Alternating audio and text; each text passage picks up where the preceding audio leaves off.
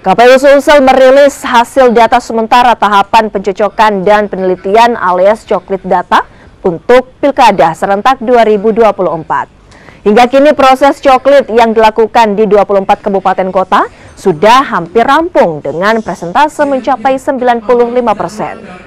Kabupaten Sidrap jadi daerah yang sudah merampungkan sepenuhnya proses coklit untuk Pilkada serentak mendatang. Total pemilih yang sudah dilakukan pencocokan hampir mencapai 6,4 juta pemilih. Sementara jumlah pemilih yang belum dilakukan pencocokan tersisa sekitar 300.000 pemilih.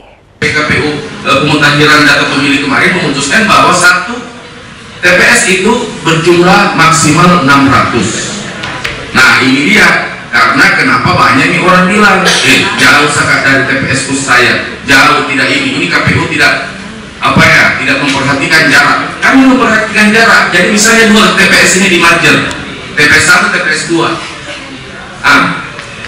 Bisa jadi titik TPS-nya itu di TPS 1. Bisa jadi titik TPS-nya itu di TPS 2. Bisa jadi titik TPS itu bukan di 1 dan di 2, tapi di tengah-tengahnya. Nanti tugasnya Pak Tari 14 hari ke depan ini setelah menyelesaikan coklitnya 100%, dia akan melihat titik-titik mana yang banyak simpul masyarakatnya, titik-titik mana yang banyak simpul pemilihnya, dan disitulah baru kita berikan titik TPS.